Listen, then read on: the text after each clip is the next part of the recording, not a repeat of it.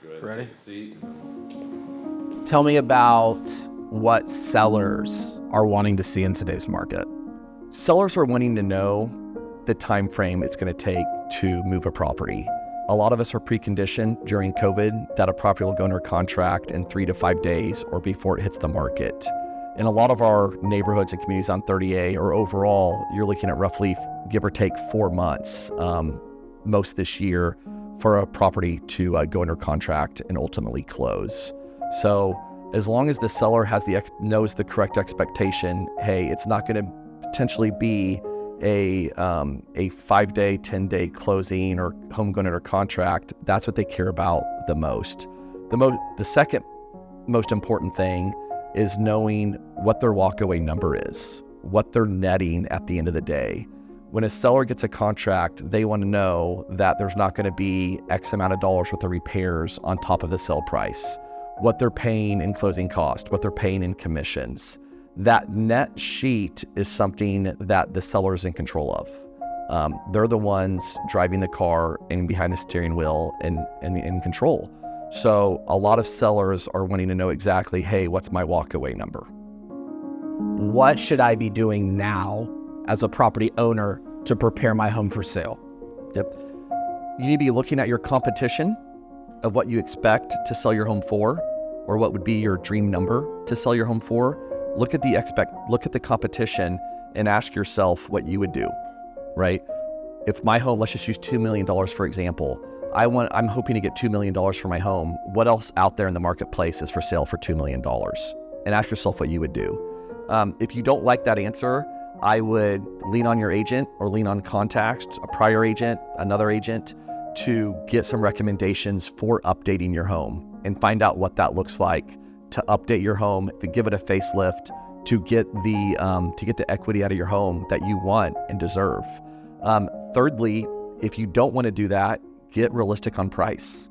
Get realistic on price and find an agent that will price it correctly so you can move the property. If I'm a seller and I have $100,000 to invest in my house, should I be redoing my kitchen or putting in a pool? It depends on the neighborhood. It's funny you asked. During COVID and watercolor, everybody wanted a house that doesn't have a pool, but has room for one. That's about every phone call, and it made a lot of sense because that drives your rental number, and the rental number drives the resale value a lot of times in our market. If a home's getting a premium on 30A, it's because the rental's probably at premium on the property. So my short answer would be a pool. But a lot of times, updating the kitchen, updating the bathrooms, the finishes can be very meaningful as well. Tough question. Can you speak a little bit to how off-market deals come to be and how important it is as a seller to kind of always know where you stand, always have an idea of maybe what your bottom line is, like what you're willing to take if you get one of these unsolicited deals or offers? Yeah, I feel like the best compliment an agent could receive, or the best compliment I've ever received as an agent, is keeping, an agent has their ear to the ground, knowing what buyers are out there, knowing what agents are working with specific buyers and what they're looking for in situations like you're talking about. A good home, any home in our market deserves nothing being rushed and just thrown on the market on MLS as fast as we can. Sometimes that's what the seller would like, but we feel like it's very advantageous to not rush that process. By doing so and doing the media properly, having it launched properly, having it marketed properly and not being rushed, and giving an agent an opportunity to, as a home is being prepared to come live on the market or coming soon, or as some people like the term pocket listing or private listing. In reality, it's coming soon to the market. For an agent to be able to share that within their brokerage and outside their brokerage, to get a gauge on what the interest level is with that property is, you can't put a price tag on that, because it lets you know if you're underpricing the home, overpricing the home, or what really buyers are out there. But to do so, you have to have an agent or be an agent that has your ear to the ground and knows exactly what's going on. Looking at the rental numbers is great, especially if I want to offset some costs.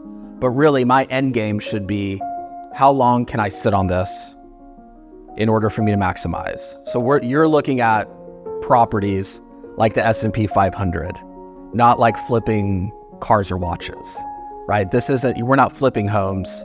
We are investing in them. It's the difference. And are these the conversations you're having? Verbatim. I've never heard as much as I have the past 6 to 12 months, hey, I'd rather put my money into the ground or own real estate than having all my eggs into the stock market. I've heard that a lot lately in a market that is one of the tougher markets in the past 10 to 15 years in our country with real estate. So that shows me that the old rule of thumb, that real estate or having something tangible is a very, very good investment. That's what a lot of my buyers are telling me, or a lot of current owners are telling me why they want to purchase another home is, hey, I love my money being in the market, but I feel the need right now more than ever to diversify and have something tangible. And the reason they're saying that is because of the appreciation, tax advantages, offsetting, the ability to offset some of your expenses with rental if you choose to do so or not, and having a fun place to take a vacation and to take your family.